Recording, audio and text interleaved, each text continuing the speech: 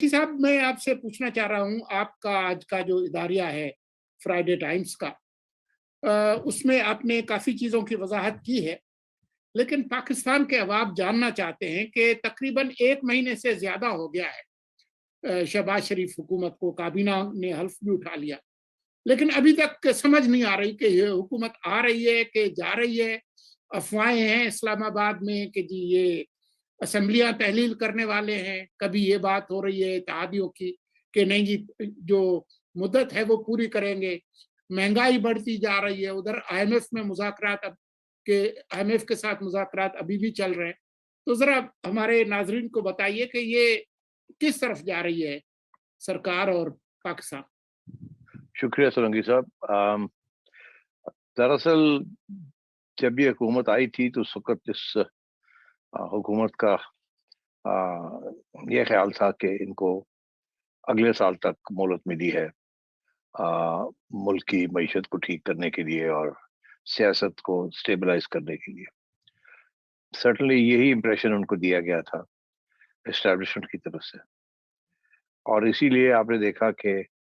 पहले माह में तो वो काबीना बनाते रहे, कभी कोई कोई छोटी मोटी काम इधर किए वो किए और कोई ठोस इक़दाम नहीं किए। यहाँ तक कि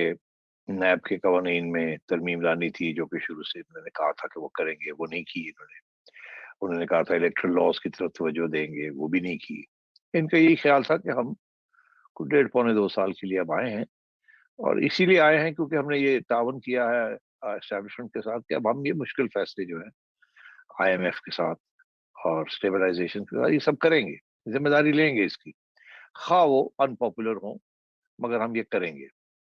और फिर अगले साल जब वक्त आएगा इलेक्शन की तरफ जाएंगे। ये उनका ख्याल था। अब ये ख्याल क्यों था? मेरा ख्याल है इसीलिए क्योंकि उनको ये अंडरस्टैंडिंग थी उनकी एस्टेब्लिशमेंट के साथ।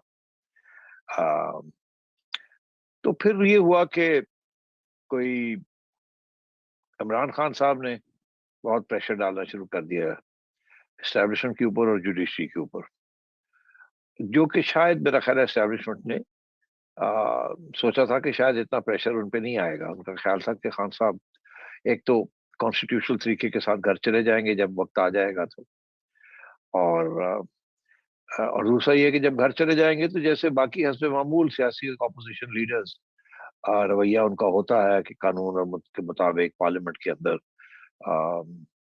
तो उसी तरीके के साथ वो अपोजिशन करेंगे। मतलब ये था कि एक्सेप्ट कर लेंगे कि मेरा फेट क्या है, ठीक है। जैसे पहले लोग बाकी हुकूमतें भी निकाली गई, वो भी बाहर निकल के ज्यादा जरा अदालतों में घूमती थी, इससे ज्यादा नहीं करते थे कुछ। तो उनका यही ख्याल था कि ये भी इसी किस्म की बात होगी, थोड़े बहुत तकरीरें शिरें होंगी, एक दो जलसे होंगे, मगर उसके बाद ठंडा हो जाएगा सारा कुछ। और फिर हम जब मुश्किल फैसले ये हुकूमत करेगी तो उस वक्त खान साहब गरजेंगे, बस ठीक है, वो हुकूमत के ऊपर गरजेंगे अपने आप को पॉपुलर करने के लिए और हुकूमत को अनपॉपुलर करने के लिए। ये मेरा ख्याल है उनकी असेसमेंट थी। हालांकि खान साहब ने कहा था कि जब मैं बाहर आऊंगा तो मैं बड़ा खतरनाक हो जाऊंगा, मगर सोच रहे थे वहां उनका ख्याल था कि ये बातें ही हैं, कितना खतरनाक हो जाएगा। अच्छा, अब खान साहब एक्चुअली बहुत खतरनाक हो गए, और उन्होंने तो इस तरीके से एस्टेब्लिशमेंट खास तौर पे आर्मी चीफ के ऊपर नाम लेके अटैक किया कि किसी की तवक्को भी नहीं थी। और फिर उनके सोशल मीडिया ने इस तरीके के साथ रिटायर्ड और सर्विंग आर्मी ऑफिसर्स को उकसाया कि ये तवक्को भी नहीं थी कि इतना जज्बा और इस तरीके के साथ एक सोशल मीडिया कैंपेन बन जाएगी। और इवेंचुअली ये हुआ कि वो उसका बड़ा असर पड़ा एस्टेब्लिशमेंट के ऊपर, जबकि उनके अपने लोग, उन्होंने जनरल बाजवा के साथ अपने ख्यालात का इजहार किया, तो गुस्से में भी किया और तनकीद भी की कि क्यों निकाला आपने उनको। और वहां सबसे बड़ी बात ये थी, इनको क्यों निकाला? अच्छा चलो, निकालना ही था क्योंकि ये नाअहल थे और गड़बड़ कर रहे थे और कामयाब नहीं थे, और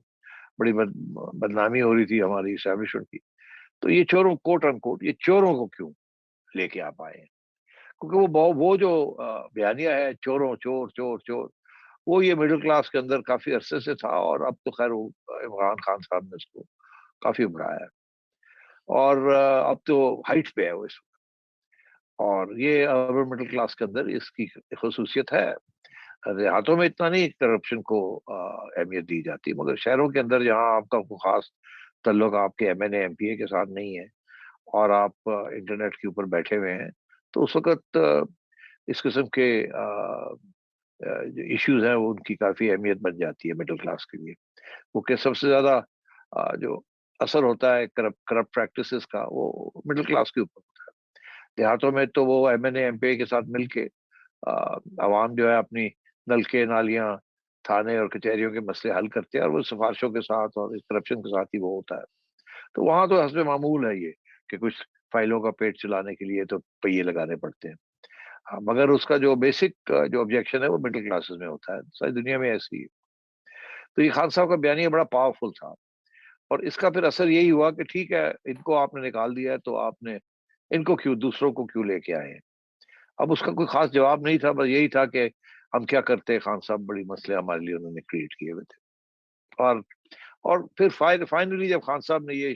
بات کرنی شروع کی کہ ایک الیکشن ہونی چاہیے، الیکشن ہونی چاہیے، الیکشن ہونی چاہیے، تو انہوں نے تو وہاں انڈرسٹینڈنگ نئی حکومت کے ساتھ یہی تھی کہ جی آپ اب چلائیں اس کو، الیکشن تو اگلے سال اپنے ٹائم پہ شیڈیول ٹائم پہ ہوں گے۔ مگر یہ جب پریشر پڑا تو اسٹیبلشمنٹ کے اندر ہلچل شروع ہوئی، کچھ عرصے کے لیے انہوں نے ریزسٹ کیا، مگر خان صاحب نے بڑی زبردست قسم کی اٹیک کی ہوئی تھی۔ پھر ایک سٹیج ایسی آئی جو کہ میں سمجھتا ہوں 10-15 دن پہلے آئی ہے، 15 دن پہلے یا مہینہ آدھا مہینہ پہلے آئی ہے، 2-3 ہفتے، کہ اسٹیبلشمنٹ نے یہ سوچا کہ یار الیکشن جو ہے وہ مسئلے تو حل نہیں کرے گا معیشت کے یا ملک کی، مگر ایٹ لیسٹ ہمارے سے پریشر کم ہو جائے گا، اور ہمیں اپنی اسیسمنٹ یہی ہے کہ خان صاحب الیکشن جیتیں گے تو نہیں، تو ہم ان کو ایک الیکشن دے دیتے ہیں تو بہتر یہی ہوگا، سارا پریشر ہم پہ ہٹ جائے گا اس سے، اور ہم نیوٹرل رہیں گے، ایک فری اینڈ فیئر الیکشن کرا دیتے ہیں۔ جو کہ ان کی یہ خیال تھا، ان کی جو فور کاسٹنگ تھی وہ یہی تھی کہ کوئی کسی پارٹی کو بھی میجورٹی نہیں ملے گی، اور اگر کسی کوئی پاپولر ہے تو وہ نواز شریف ہے، مگر اچھا ہے خان صاحب کو فری ہینڈ دیا جائے تاکہ وہ کسی کو میجورٹی نہ ملے، اور پھر ہم دیکھ لیں گے بعد میں کولیشن گورنمنٹس بنتی ہیں، وہ بڑا اچھا ہوتا ہے، ہمارے کنٹرول میں رہتی ہے کولیشن گورنمنٹس۔ جب بھی کوئی پرائم منسٹر زیادہ تکڑا ہو جاتا ہے تو وہ گڑبڑی کرتا ہے ہمارے لیے، ہمارے ساتھ آنکھیں دکھاتا ہے اور بات نہیں سنتا۔ تو یہ سوچ کے پھر تو انہوں نے اس سٹیج پہ پی ڈی ایم کو اپروچ کیا اور یا اشارہ کیا کہ یہ جلدی سے آپ یہ اقدامات کریں، آئی ایم ایف کے ساتھ یہ فیصلے کریں، قیمتیں ویمتیں بڑھائیں جو آئی ایم ایف کہہ رہا ہے، بیکاز ہمیں اس کے ساتھ سخت ضرورت ہے پیسوں کی، اور وہ پیسے رکے ہوئے ہیں جب تک یہ ہوگا نہیں، اور اس کے بعد ایک بجٹ دیں جلدی سے جیسے آئی ایم ایف کہتا ہے، اور جولائی میں آپ مہربانی کر کے گھر چلے جائیں، ڈیزالو کر دیں، اور تاکہ ہم نئے الیکشن کر لیں، اس میں سب کو ہم فری الیکشن دے دیں گے، سب کو فری ہینڈ ہوگا۔